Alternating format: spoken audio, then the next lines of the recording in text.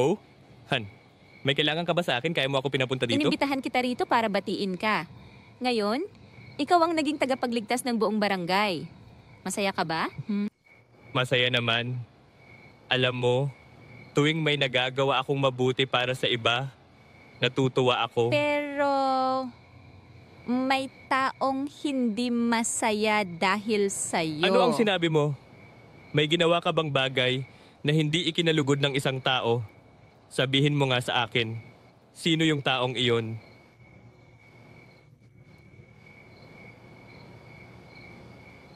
Nabalitaan mo ba? Hindi ko alam. Sinundan ko yung doktor mula sa bahay ni Nam hanggang dito. Nakita ko siyang mag-isa lang.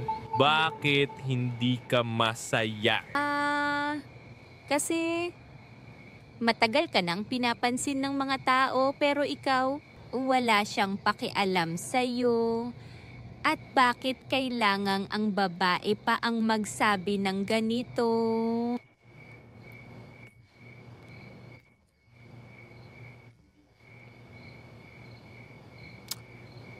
Hindi ko rin alam kung paano sasabihin.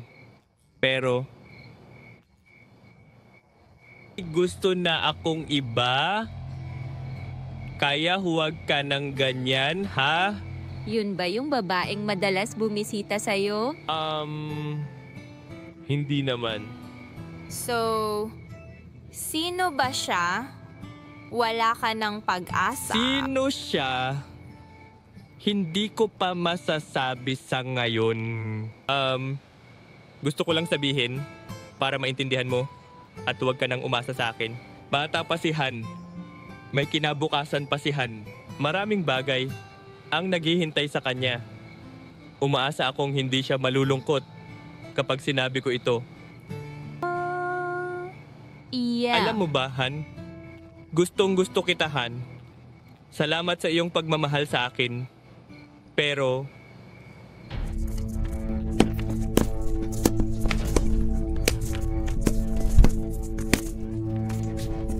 mainitin ang ulo. Yeah! Pwede ba?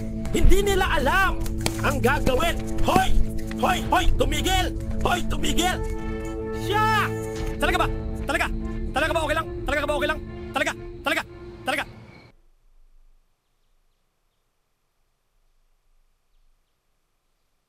Diyos ko, kawawa naman siya. Sinong nangahas na gawin ito sa anak ko? Kapag nalaman ko, papatayin ko silang lahat. Lutuin mo siya ng kahit ano. Gutom na siya paggising. Dito ka na lang muna para si Mara ang magluto ng lugaw para sa'yo.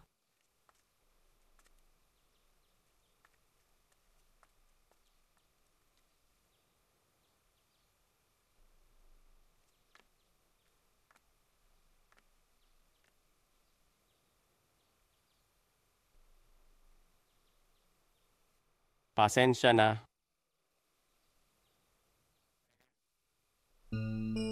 naubos mo na ba sila? Opo. Di nila alam na kapatid mo si Han. Nauna na ako.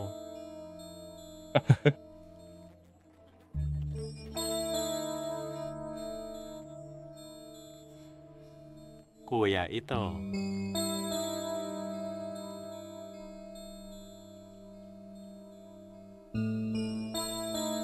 Magpahinga at mag-ingat ka. Nasaan ang iyong isla? Okay lang ako. Kuya Min. Pinugbog nila si Min. Kuya, bilisan mo at iligtas si Min, kuya. Sige. Sabi ng doktor, ayos lang siya. Sa gabing ito, walang iniisip para sa sarili. Lagi lang nag-aalala para sa iba. Siyempre. Australia? May, bakit hindi makapasok sa bahay? Nanay mo? Pumunta na si nanay sa palengke. Nandyan si tatay sa bahay. Umupo ka. Oh! Salamat. Kumusta? Narinig kong nahulog ka? Oo. Ayos lang ako. May kaunting init lang naman. Medyo natakot lang ako noon. Sinasabi mo pang ayos lang.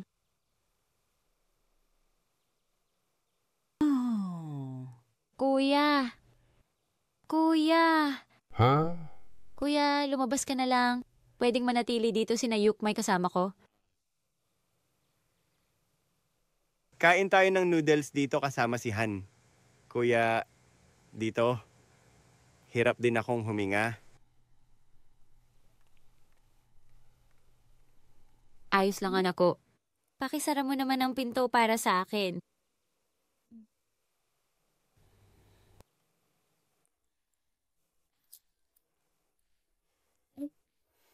Pero dahan-dahan lang.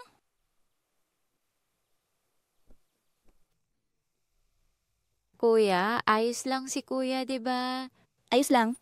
Kaninang umaga, nakita ko pa siyang pumunta sa trabaho gaya ng dati. Narinig ko siyang sinabi. Kaya ko lang nalaman. Sige, kampante na ako. Kagabi, nililigawan ko si Min. Oh, Sige. sabihin mo na, Nabigo na ako. sinabi niya na may mahal na siyang iba. Oh, sige. Ganun ba? Ngunit huwag kang mag-alala. Hindi ako susuko. Siguro hindi pa ako tama para sa taong gusto mo noon. Mula ngayon magbabago ako para magustuhan mo ako. O, suportahan mo ako ha.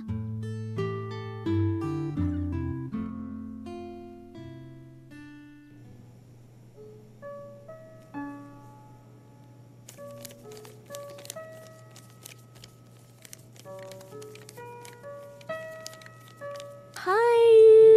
Saan galing ang maraming pera na yan? Nang namili ka lang? Oo, nung sumugal ako, kailangang manalo ako ng malaki. Marami akong kinita. Hayaan mo na, puntahan kita sa bahay. Si tatay na medyo mataba, bayaran natin siya. Matagal nang kulang ang bayad, kaya di makakain at di makatulog ng maayos.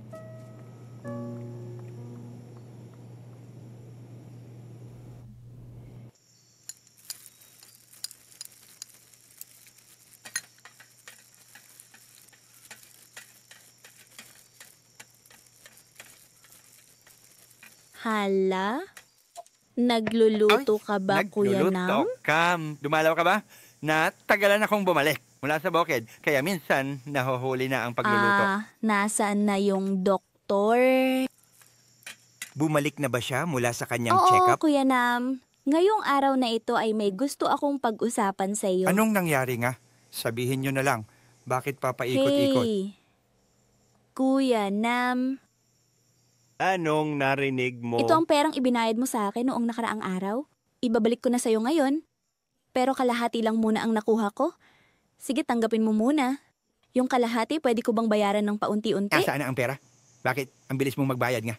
Huwag mong sabihin na nanghiram ka sa iba para bayaran ako.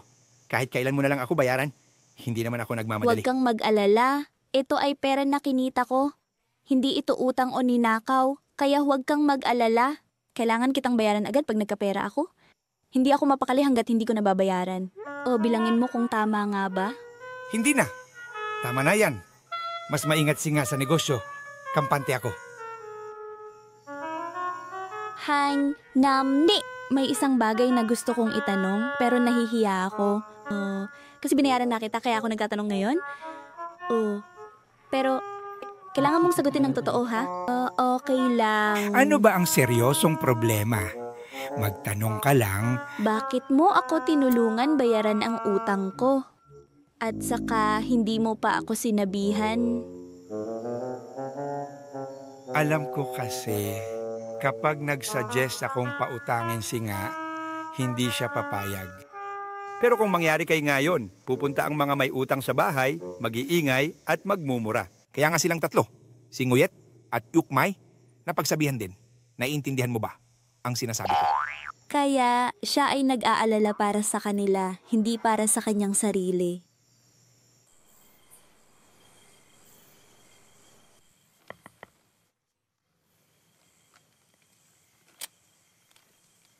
Ha?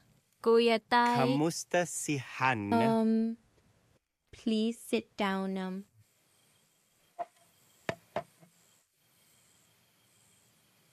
Medyo gumaling na ako. May mga simpleng payo lang mula sa guro. Pasensya na. Bahagi rin ako ng dahilan kung bakit nagkaganyan si Han. Hindi naman kasalanan mo iyon. Kasalanan yon ng mga taong nanakit kay Min. O nga pala, sumunod ka na lang kay kuya ko para mangolekta ng utang. Hindi maganda yon. Gusto mo bang magkatulad sa kanya na walang asawa?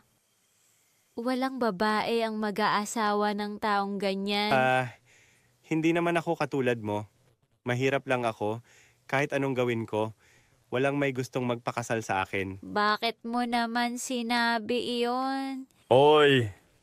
Anong oras ka darating? Oh, kakarating ko lang. Kuya, nahanap mo na ba yung mga tao? Hindi pa. At ikaw? Hindi mo ba naririnig? Ayaw mo bang marinig ng nanay mo? Paano meron sa master's degree? Na yan na gustong-gusto mong kunin? Muntik na ako mapahamak. Buti na lang at wala namang nangyari sa Huwag akin. mo akong isipin. Yun ang problema ko. Anong kinalaman mo ron, kuya? Hindi mo na kailangang mag-alala. Sa pagkakataong ito, tiyak na mapapasakin kita sa susunod na pagkakataon. Sigurado akong magiging akin ka.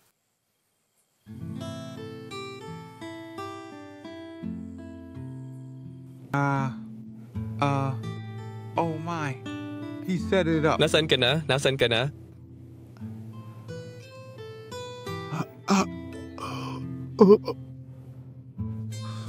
Pare. Magkakasundo kami ng ate mo. Tumataas ang kalubhaan ng iyong tiyan na impeksyon. Sinabi ko na sa iyo noon na huminto sa pag-inom ng alak. Ngunit hindi mo ako pinakinggan. So am I okay? Death just happened. Kung hindi magamot agad, maaring magdulot ito ng kanser sa tiyan at maaring putulin ang bahagi ng tiyan at maaring mauwi sa kamatayan, kuya. Ano ang gagawin ko, doktor? Hindi ko alam. Sobrang sakit ng tiyan niya. Hindi rin siya makakain o uminom ng kahit ano. Kung gusto mong gumaling ang iyong sakit, kailangan mong sundin ng tama ang mga gamot ko. Pero, ang mahalaga, kailangan mong tumigil sa pag-inom. Oo, kung patuloy kang iinom, baka lumala ang sakit mo. Pero, kung titigil ako sa pag-inom, hindi ako mamamatay, doktor. Kailangan lang tigilan ng pag-inom at hindi na uulit ang sakit ni Tito. Alam ko na.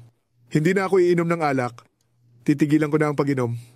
Natatakot kasi akong mamatay. Kailangan mong magdesisyon na tumigil sa pag-inom ng alak para sa kalusugan mo at para sa anak mong babae. Kailangan mong maging malusog para makita mong magpakasal si Vui, para maging lolo at mag-alaga ng apo. Tama yan, Tito. Masaya na alam ko na nagiinom ka pa rin, pero nalulungkot din ako na may sakit ka. Kailangan mong magpakatatag, ha? Alam ko na. Ito ang mga pako sa medisina. Pumunta ka sa botika at kunin ang reseta na ito. Pero tandaan mo, kumain ng maayos. Huwag kang uminom ng alak. Oh, salamat, doktor. Ang gwapo. At bait mo naman. Kung anak ko lang payag sa'yo, pakakasalan ko agad. Sige, doktor. Oo, alis na si Tito.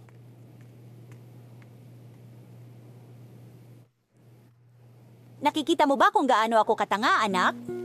Sinabi ko na sa'yo, dapat gamitin ang plano. Ayaw ni nanay nito. Bakit niyaya mo siyang pumunta sa labas? Buti na lang. At hindi pa kayo nagkakagulo. Wala pa akong nakikitang kahit sino na kasing weird mo, nanay. Sino bang magulang ang gusto turuan ng anak ng ganoong bagay? Wala naman akong nawala, di ba? Ginawa lang ni nanay iyon para mapaibig siya at pakasalan ka. Kita mo na? Tinutulungan lang ni nanay ang negosyo ng ibang tao, hindi ang atin. Kung pakasalan ko siya, si nanay, ang magiging tagapagtustos ng mga paninda sa bahay nila. Ano ba? Nanay? Ay nako, sa wakas, hindi ko na alam kung ako ay tunay na anak mo. Nanay, gumaling na ba ang kapatid ko?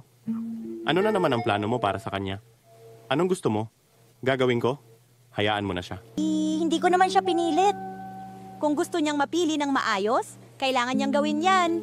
Araw-araw na lang nasa loob ng bahay, ano bang magagawa mo? Alam din ni nanay ang tungkol sa doktor na yon. Pinilit niyang pumayag sa kanya. Paano kung manloloko lang pala siya? Naku, nakakapagod! Nanay Danha, huwag nang mag-away. Kasalanan ko naman ito.